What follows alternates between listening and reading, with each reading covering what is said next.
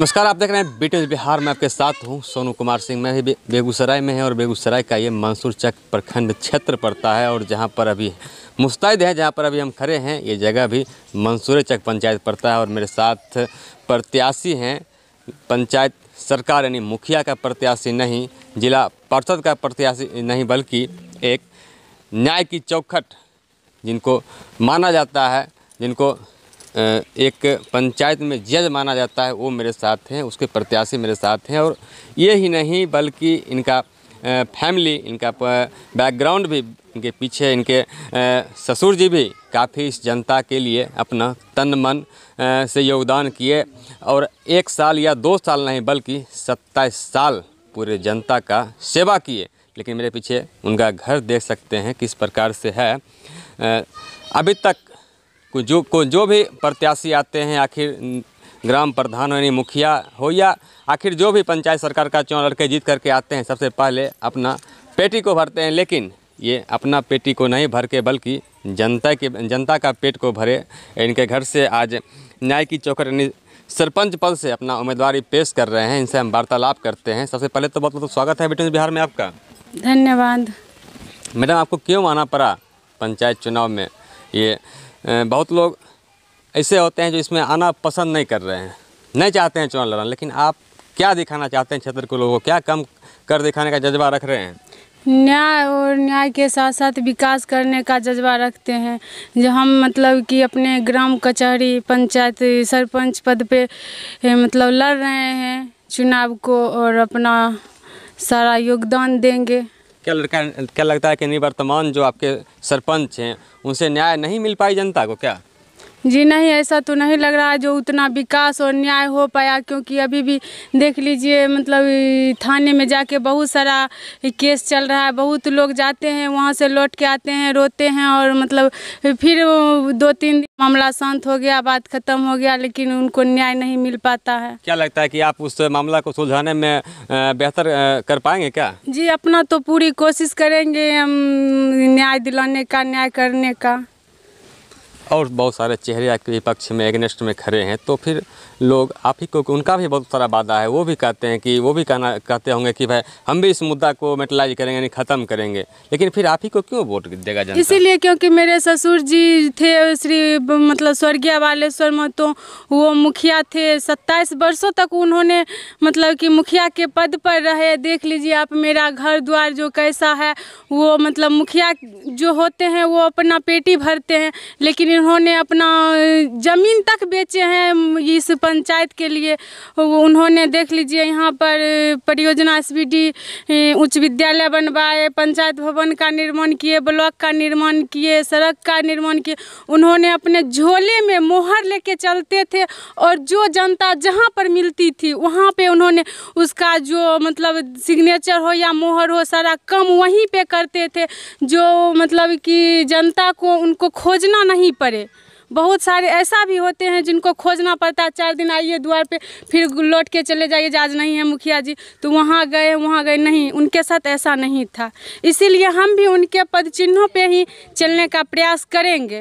पहले तो केवल आपका काम था कि पंचायती को यानी ख़त्म करना, पंचायती करना, समाज में जो भी कुरीति है उस पर आपको ध्यान आकृष्ट करना, या अब तो आपके साथ एक फंड और भी जोड़ दिया गया है जो विकास का फंड है, उस पर भी आपका ध्यान आकृष्ट, उसको किस तरह से आप देखिएगा?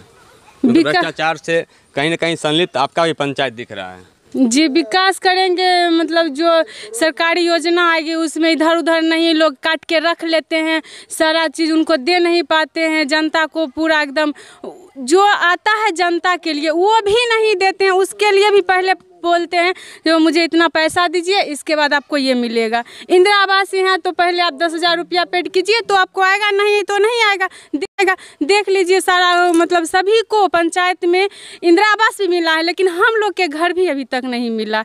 उधर कैमरा घुमा के आप देख सकते हैं पूरा। क्या आपका आवाज़ इस पे आकृष्ट होगा? आपका आवाज़ इस पे बुलंद होगा इस पे? जी हाँ, क्योंकि आस पड़ोस के ही लोग हैं, आते हैं, देखते हैं सारा चीज़, जो मतलब हम लोग कितना में हैं, क्या मतलब किए हैं।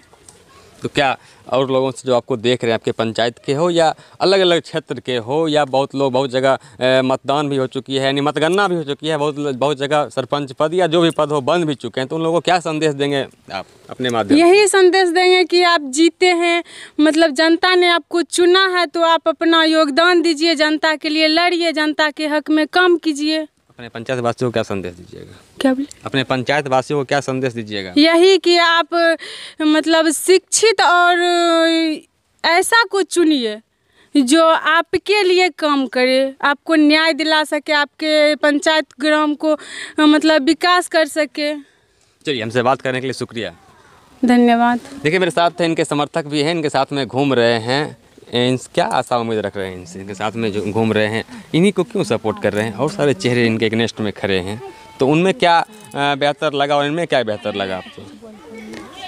फ़र्क यही है कि इनका शुरू से पारिवारिक जो चेहरा रहा है उसी परिवार के ये हैं, जिस पद चिन्हों उसी पद चिन्हों पर चलने का प्रयास करेंगे। इनका इतिहास रहा है परिवार का, जो मतलब हमारे भाई जी मुखिया थे, 27 वर्षों तक रहे, और उससे पहले 15 वर्षों तक लगातार सरपंच भी रहे। तो उन्होंने जो काम इतने समय में किया है पंचायत का, तो उसमें जैसे गर्ल स्कूल हुआ, या पंचायत भवन बनाना हुआ, या ब्लॉक बनाना हुआ, एक उम्मीद या ये कही कि चैलेंज के तौर पर किसी राजनेता ने इनको चैलेंज किया पंचायत भवन बनाने में कि आप जो ये मुरेरा पीट रहे हैं सो क्या ब्लॉक बनाइएगा। तो इनके दिमाग में आया कि नहीं, अब हमको ब्लॉक बनाना है, और इन्होंने वैसा करके पूरा करके दिखा दिया कि ब्लॉक बना करके हमारे पूर्व मुख्यमंत्री लालू प्रसाद जी थे, उद्घाटन करने के लिए यहाँ आए, उन्होंने उद्घाटन किया, ब्लॉक बनाए, और ज़मीन नहीं था तो गर्ल स्कूल में जो ज़मीन मिला है बलदेव बाबा के साथ मिल कर के वो ज़मीन स्कूल बनवाए, उन्हीं का ज़मीन में ब्लॉक भी बना है। अभी क्या लगता है कि उनके पद चिन्हों पर ये चल पाएंगे, उनके यादों पे उतर पाएंगे ये? बिल्कुल, उन्हीं के, हमारा परिवार ही वैसा है कि हम गलत का विरोध करते हैं, और उन्हीं के पद चिन्हों पर चलेगी न्याय के साथ विकास। क्या नाम हो आपका? रामाशीष महतो। देखिए इनके साथ में निवेदक भी हैं, इनसे हम वार्तालाप करते हैं। क्या आपका क्या बैलेट पेपर में कितना क्रमांक आपका नंबर है?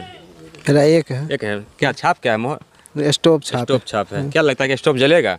हाँ, स्टोव जलेगा। मेरे जो मुखिया जी थे ना, बड़े पापा जी, वो स्टोव रखते थे। अच्छा। और इतना सेवा करते थे कि पंचायत भवन में ही रखते थे, जो आदमी आते थे वहाँ पर चाय बना के भी पिया देते थे, वैसा मुखिया जी थे। और मोहर और क्या कहता है पैर तो झोला में रखते थे। आप अभी चाय पिलाते हैं जनता जनार्दन को? हाँ, हम तो चाय पिलाते हैं। बहुत लोग दारू मुर्गा भी पिला रहे हैं। नहीं, चाय हम पीते ना, मतलब पिला देते हैं। चाय पिला देते हाँ, हैं। लाल चाय पिलाते हैं। क्या लग रहा है?